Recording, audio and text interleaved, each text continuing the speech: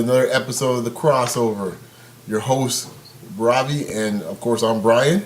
And once again, we're going to get into it this week. We have a whole bunch of stuff to talk about, so we're going to get right into it. Ravi, you're the one who brought it to us. We're talking awards season.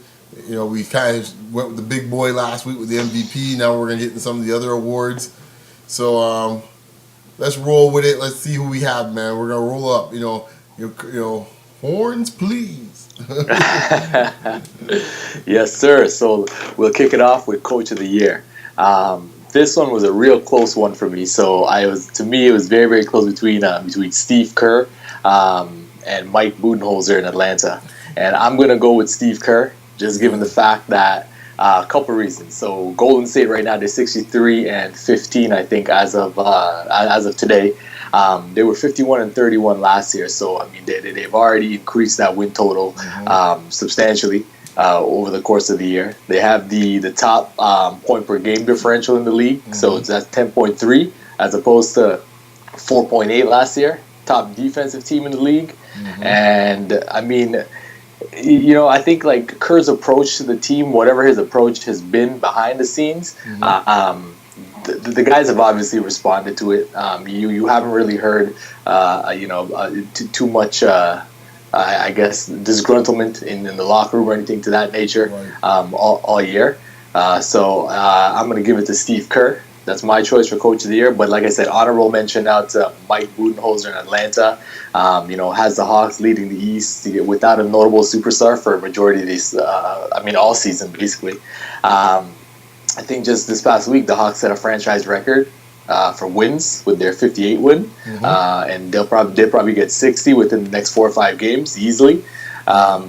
So you know, shout out to, I guess, honorable mention to Mike Budenholzer, and my one dark horse I'm going to give a shout out to quickly is Jason Kidd. So you know, he's already doubled Milwaukee's win total, which was 15 last year, and he doubled that by the All-Star game this year. So, I mean, he's done a great job with those guys. You know, Milwaukee's 6th in the East right now. They're 1 game under 500, and again, they're doing it without Parker. So, you know, shout out to Jason Kidd there. Okay, I'm going to go the opposite, you know, just to be a little bit contrarian. I'm going with Budenholzer in Atlanta. And, you know, the stats are impressive for Kerr. I'm not saying not. You know, some may call me a Kerr hater. I'm not a Kerr hater. All I'm saying is you start off with a 50-plus win team. That's all I'm saying. Don't get me wrong. The stats are impressive. You tweak the engine, it got it humming. That's all I'm saying. But it was a pretty good engine to start with. That's all I'm saying. What I see in Atlanta, essentially true, just like Golden State. Pretty much the same cast of characters from last season. Where in this case, it's just internal improvement of the system. You're talking about a team last year made the playoffs pretty much under 500. And now we're going to be approaching 60 wins. Like, that's unheard of. As far as, like, Golden State to me seems like a much more natural jump in some ways. But boy, when you're a team that wins like 39 games or something like that, to jump to 60, which that's what they're going to get. They're at 58 right now. I mean, you know, they're probably good for 60. That's something. I can't remember the last time I thought of a team like that. Without changing your roster, mind you, too. It wasn't like some big free agent came in to save the day or anything like that. This was like the same cast of characters and doing it. I can't even think they even have like I'm sure they had what's his name, the rookie in this case, point guard, but Schrader. But like, I mean, he's nice and everything, but he's not causing that much of an impact on his own. So it really is just really comes down to tutelage, guys taking into the system, buying in. So really good players, but really truly buying the system. And no one expected Atlanta to jump this many spots. 8-5. Yeah, 8-4 maybe. Yeah, 8-1 in a conference that in this case was a stat. Chicago at the beginning of the season was supposed to be stacked. LeBron coming home. People were saying what? And then of course Toronto and Washington having the continuity of last year for Atlanta to jump past all these dudes. I gotta give it to Atlanta and give it to Budenholzer on that one. So ATL, A-Town down for me on that one, man. So who you got next, man?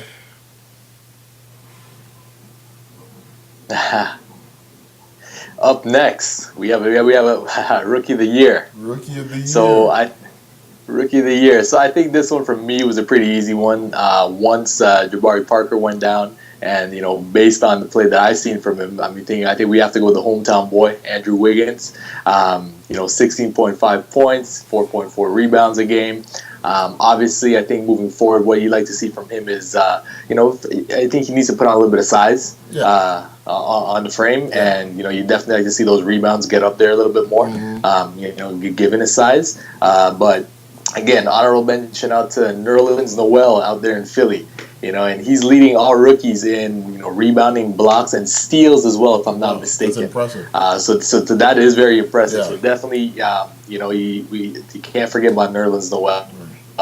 And I think the same way that Minnesota relies on Wiggins for his offense, I think Philly relies on Noel for his his defense and his rebounding presence there as well. So and I mean, as bad as the Sixers are, they have the 10th best defensive rating in the league this year. So a lot of that has to do with his play. Philly's gonna be good in a couple of years, man. People better not sleep on Philly. I know it's saying so now, it seems strange, but watch for Philly. But as I said before, I'll get my CRTC on, man. Getting that Canadian content. Give me Andrew Wiggins as well too, and you like that, man. Well played. What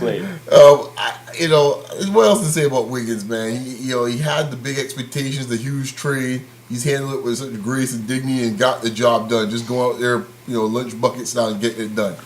I have found it interesting the last couple of weeks.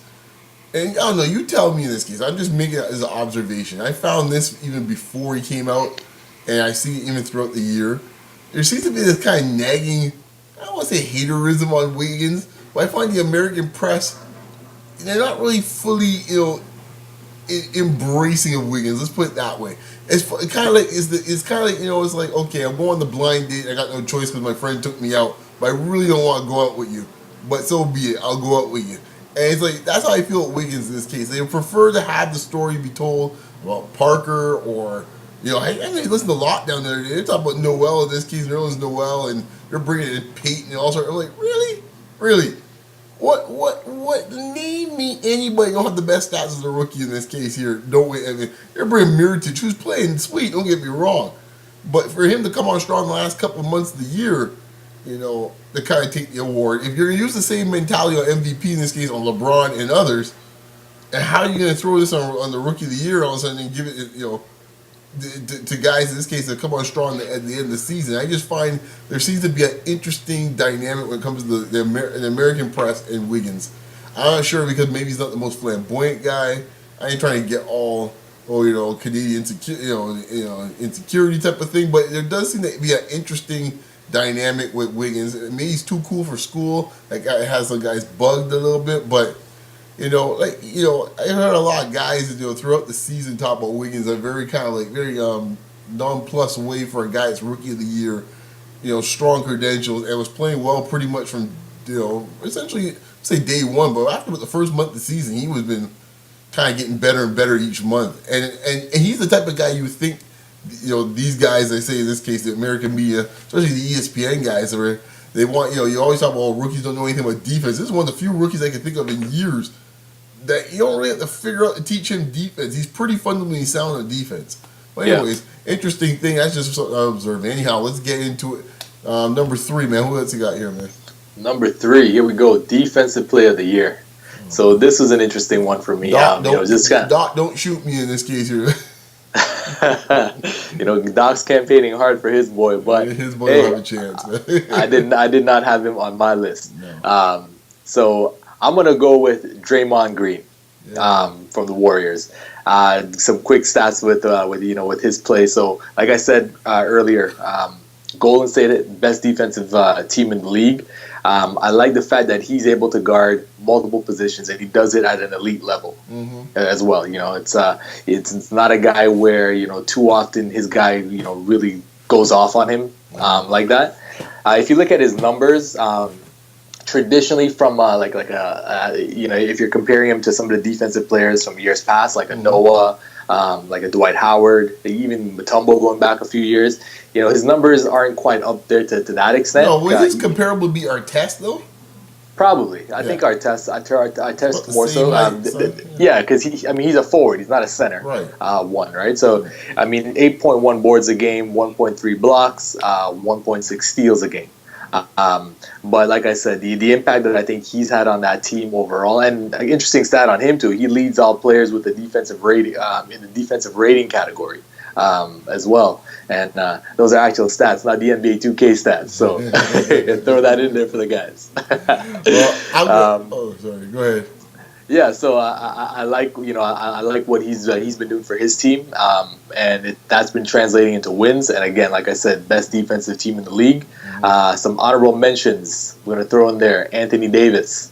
I'm gonna throw in there. I had what actually I lied. I did have DeAndre Jordan in there. I had him a little further down in the list, but those are my honorable mentions on defensive play of the year. Okay, I'm gonna have some fun with this because I think the pick you have is probably gonna be the winner.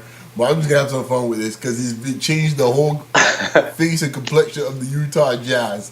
The one and only, the best nickname going today in sports today, the Stifle Tower guy, Rudy Gobert.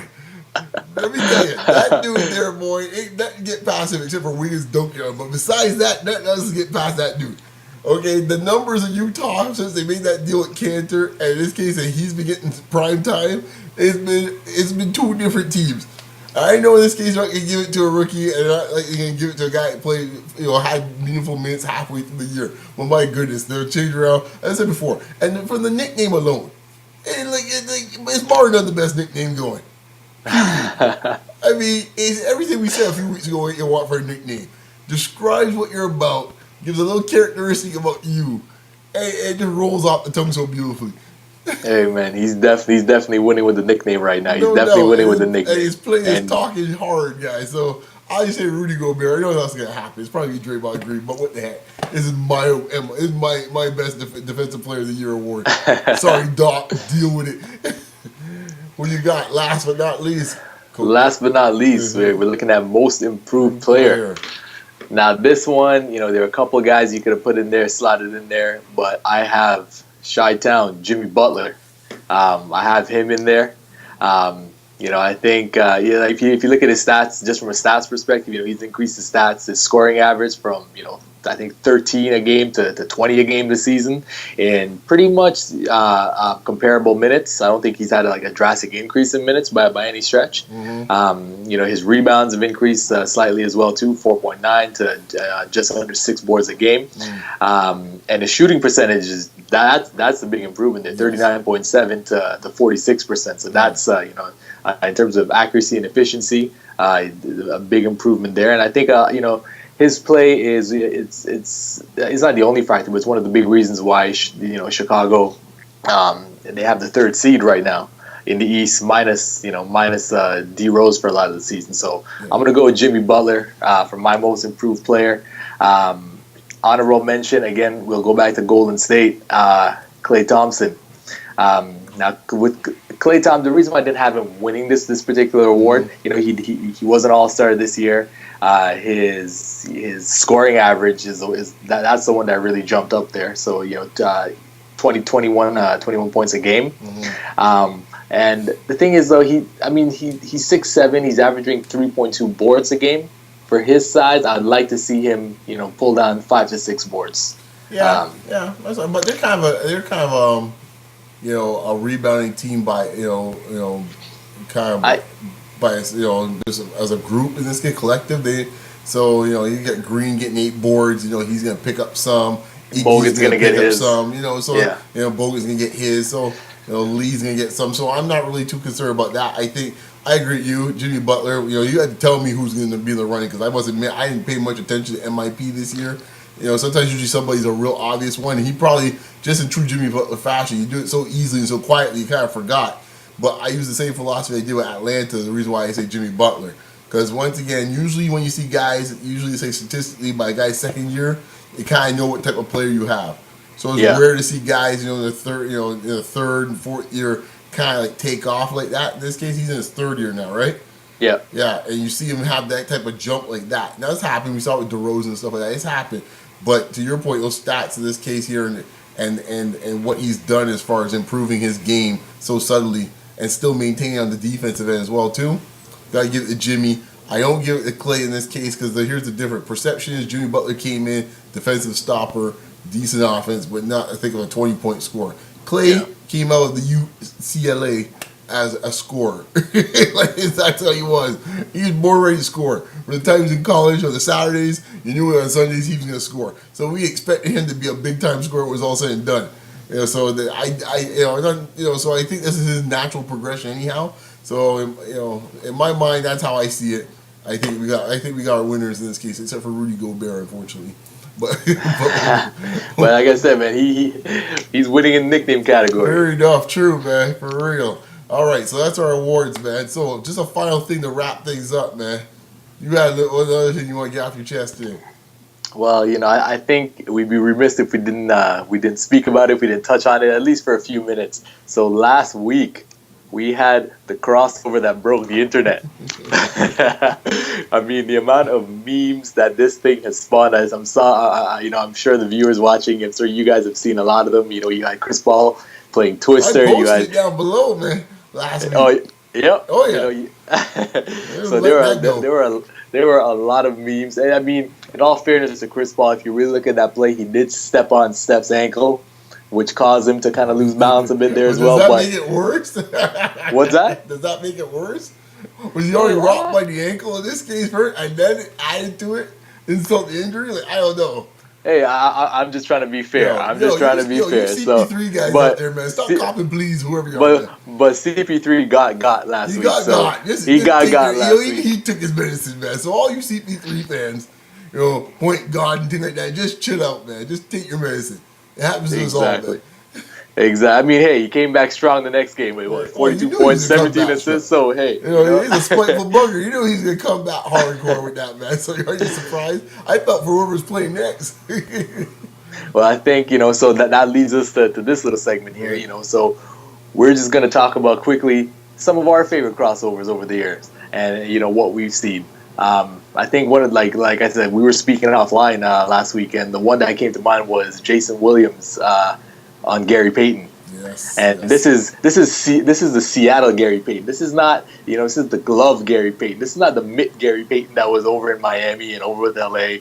This is when Gary Payton was at his peak. Mm-hmm. I think this game was in Seattle, and they were coming down, and right at half court or just past half court, he froze Payton, and I've never seen anybody do that to Payton. Especially, I think Jason Williams was probably a rookie or maybe second-year guy at the time, if that. And he froze him. That was one of my favorites, in the last few years. Okay. I'm going back a little earlier than that. I think in this case, this crossover in this case, not only shook the hoops world, but shook the sports world, because I think it was a sea change is just starting to happen. And it's the one and only, The Answer. I don't like where this is going. Yeah, and to me, that sent a statement, boy, that sent the hoops world a rocking, because it really was not passing the torch. Because in this case, Jordan wanted to pass the torch. It's pretty much Irish saying, give me that damn torch. I'm the new kid on the block. I'm going to be the signature dude for the next decade. And to me, that crossover symbolized so much about the NBA in that moment that, it wasn't the most from a aesthetic standpoint. It was beautiful crossover. And there's probably been others that have been nitrous in the legs, whatever the case may be, the one you just mentioned. But to me, just overall, the significance of it just, it just is emblazed in my mind in this case. Who the participants were, the times where they were in their careers. Very similar situation where, Iverson was, I think he's a rookie. Yeah, he's a rookie, and just kind of like saying, they're making a statement. Because ain't no one seen anyone go at Jordan like that before. And it was like, you old dudes here running from this dude. I ain't got nothing to worry about this guy. He went right out. I think he dropped 40 that game or something. Bulls still won the game, though. Bulls won the game, though. He's playing against a team. There is a why he's picked number one overall. That means Philadelphia probably wasn't that good, okay? Just a hint. Just a hint. All right, let it go. I'll tell you just CP3 fans, let it go. Frozen that, man. Let it go. All right, so we're going to wrap it up, man, because we're a little over today. We're going to wrap it up, man. Let's work at the good folks find you, Ravi. You guys can find me at Mr. Ravi_Porvita. And you can find me at Beyond Locker Room, short for RM. Hey, man, we're starting to make movements. We're uploading the new logo. Hope you like it. Yeah, post what you like about it. If you don't like it, hey, post about that as well too. But we'll be updating the site continuing the next few weeks. So take a look at that. And NBA ends next Wednesday. This is being taped on Wednesday, on April 8th. Next week is the last week of the season. We're gonna have a nice show there, and we're gonna have a playoff edition coming up. We're gonna try to slip that in. Where do you think we can do it? I don't know. We got to get it in sometime before Saturday, so we will. We'll get that in. Yeah, we'll get that in midweek for the people. Exactly. Yeah. So and I'm get not the sure. picks in there. Get the preview. Get all it takes. Yeah, it could be next week's last show, where you might just do it as a playoff preview show, or we might have a regular show and then do a playoff preview. But we'll sort it out and get it out to you guys, man. Just keep enjoying the content, man. Anyway, folks, talk to you later. Peace. Peace.